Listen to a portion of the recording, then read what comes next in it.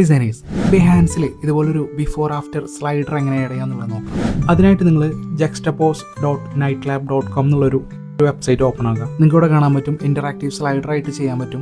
അതല്ലെങ്കിൽ ഇവിടെ ഗിഫ് ഇമേജ് ആയിട്ട് നമുക്ക് ഇതുപോലെ ചെയ്തെടുക്കാൻ പറ്റും. ഇനി കുറച്ചും കൂടി അടിയിലേക്ക് സ്ക്രോൾ ചെയ്യാം. ഇവിടെ കാണാൻ പറ്റും ക്രിയേറ്റ് ജക്സ്റ്റപോസ് എന്നുള്ളത്. അപ്പോൾ ഇവിടെ നിങ്ങൾക്ക് ഇൻറ്ററാക്റ്റീവും ഗിഫും ക്രിയേറ്റ് ചെയ്യാൻ ഓപ്ഷൻ ഉണ്ട്. ഞാൻ ഇവിടെ ഇൻറ്ററാക്റ്റീവ് ആണ് ഇപ്പോൾ കാണിക്കുന്നത്. ഈ ലെഫ്റ്റ് ഇമേജ് എന്നുള്ളടത്ത് ബിഫോറും അതുപോലെ റൈറ്റ് ഇമേജ് ആഫ്റ്റർ ഇമേജും ആയിട്ട് സെലക്ട് ചെയ്യുക. അപ്പോൾ ഞാനിവിടെ ഈ ഒരു ഡ്രോപ്പ് ബോക്സ് എന്നുള്ളൊരു ഐക്കൺ ക്ലിക്ക് ചെയ്യാണ്. ഞാനിപ്പോൾ ഒരു വർക്കിൻ്റെ ബിഫോറോടെ സെലക്ട് ചെയ്യാണ്.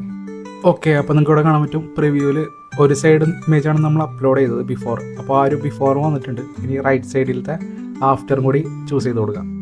നിങ്ങൾക്ക് ഇപ്പോൾ അവിടെ കാണാൻ പറ്റും ബിഫോറും ആഫ്റ്ററും വന്നിട്ടുണ്ട്. ഇനി നമുക്ക് ഈ ഒരു ഇമേജ് ബിഹാൻസിലേക്ക് എങ്ങനെ കൊണ്ടുവരാം എന്നുള്ളതാണ് നോക്കേണ്ടത്. അതിനായിട്ട് അടിയിലോട്ട് വരാം. അതിനുശേഷം ഇവിടെ പബ്ലിഷ് എന്നുള്ളത് ക്ലിക്ക് ചെയ്യാം. ഇവിടെ എംബെഡ് എന്നുള്ളൊരു കോഡ് കാണാൻ പറ്റും. ഈ ഒരു കോഡാണ് നമ്മൾ കോപ്പി ചെയ്തിട്ട് ബിഹാൻസിൽ പ്രൊജക്റ്റിൽ പോയിട്ട് പേസ്റ്റ് ചെയ്യേണ്ടത്. ഞാനിവിടെ കോപ്പി ചെയ്യുന്നുണ്ട്.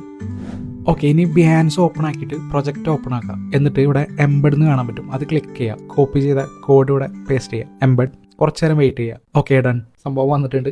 അപ്പോൾ ഇതുപോലെയാണ് നമുക്ക് ബിഹാൻസിൽ ഇൻറ്ററാക്റ്റീവ് സ്ലൈഡർ ആഡ് ചെയ്യുന്നത്. അപ്പോൾ ഇതുപോലത്തെ വീഡിയോസിന് വേണ്ടിയിട്ട് അക്കൗണ്ട് ഒന്ന് ഫോളോ ചെയ്യാം. താങ്ക്